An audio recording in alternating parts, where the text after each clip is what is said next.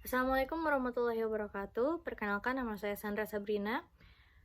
Dari kelas 1C, Ilmu Komunikasi Hubungan Masyarakat, NIM 12540606110. Ini adalah video ujian tengah semester mata kuliah Bahasa Arab, dan di sini saya akan menjelaskan potongan teks menjelaskan makna dan juga qawaidnya. Nazal al-Qur'anu bil ghaddil arabi wa 'ala ar-ragmi min fasahatiha lam yastati'u an ya'tu bimithlihi abadan. Wal musyrikuna minal arabi a'jabu bihadzal Qur'an 'ala ar-ragmi min kufrihim li'annahu kitabun du lughatin balaghatin la yaqdiru 'alaiha basyirun. Artinya, Al-Quran diturunkan dalam bahasa Arab, dan meskipun bangsa Arab memiliki kefasihan bahasa yang tinggi, mereka tidak pernah mampu untuk mendatangkan hal yang atau membuat hal yang serupa dengan Al-Quran. Orang-orang musyrik dari bangsa Arab pun terkagum-kagum dengan Al-Quran meskipun mereka kafir, karena ia adalah kitab yang memiliki kefasihan yang tidak mampu diciptakan oleh manusia.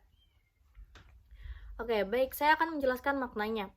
Nazal al-Qur'anu bil lughatil arabi. Al-Quran diturunkan dalam bahasa Arab. Al-Quran diturunkan dengan bahasa di mana tempat Al-Quran tersebut diturunkan agar mudah dipahami oleh masyarakat bangsa Arab. Wa 'ala ragmi min fasahatiha lam yastati'u ayatu bimislihi. Meskipun mereka bangsa Arab memiliki kefasihan terhadap bahasanya sendiri, mereka tidak akan mampu untuk mendatangkan hal yang serupa dengan Al-Quran. Bangsa Arab pada masa itu sangat bangga akan kefasihan sastra bahasa mereka. Namun ketika Al-Quran diturunkan dengan kaidah bahasa sastra yang begitu indah, bahkan sekalipun ahli bahasa di negara Arab tidak mampu menciptakan suatu baik ayat ataupun surat yang menyerupai dengan Al-Quran. Ini adalah bukti bahwa Al-Quran berasal dari Allah, bukan buatan manusia. Wal mashkurina min arabi a'jabu bihadzal Qur'an 'ala ragmi min kufrihim. Dan orang-orang musyrik dari bangsa Arab pun terkagum-kagum dengan Al-Quran ini meskipun mereka kafir. Nah, pada masa itu bahkan orang-orang kafir yang menentang akan kebenaran Al-Quran karena kesombongan mereka, padahal mereka secara diam-diam mereka mengagumi dan juga mengakui akan keindahan dan kekuatan kesastra bahasaan dalam surat-surat di dalam Al-Quran ini. Li'annahu kitabun dzu lughatin balaghatin la yaqdiru 'alaiha basyaru. Karena ia adalah kitab yang memiliki kefasihan yang tidak mampu dicapai oleh manusia.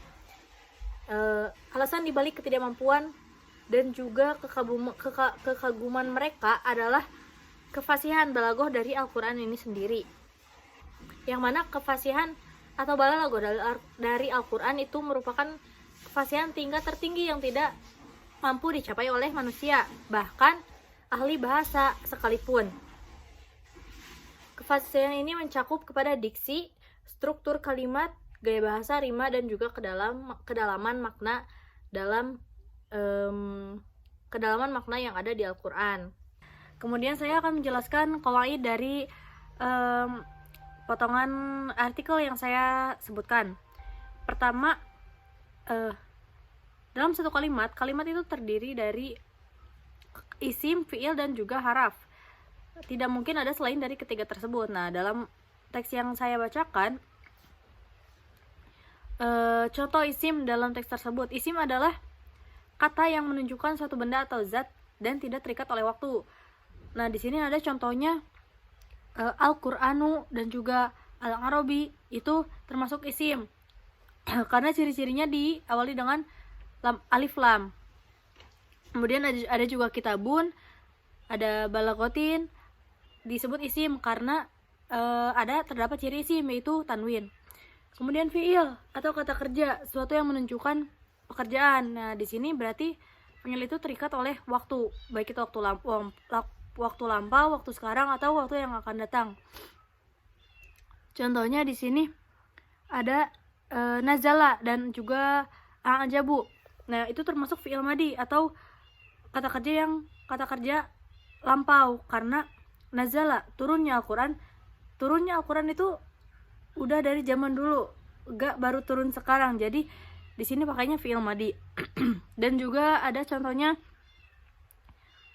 yastati'u, ya'tu, dan juga ada yakdiru, itu fi'il mudhari, yaitu yaitu kata kerja sekarang atau kata kerja yang akan datang. Nah, kemudian yang ketiga adalah haraf. Haraf itu adalah suatu huruf yang jika tidak disambungkan dengan isim atau fi'il, maka dia tidak memiliki makna, atau beberapa di antara haraf tersebut di Indonesia disebutnya dengan konjungsi atau juga preposition. Nah, di sini contohnya banyak ya untuk haraf. Ada yang berupa haraf jar. Sini contohnya ada bi, ala, min, dan juga li. Dan juga ada haraf atof, yaitu wa. Ada juga haraf jazm, lam dan la. Dan ada juga haraf nasab, yaitu an. Sekian penjelasan dari saya. Mohon maaf apabila ada kekurangan. Terima kasih. Wassalamualaikum warahmatullahi wabarakatuh.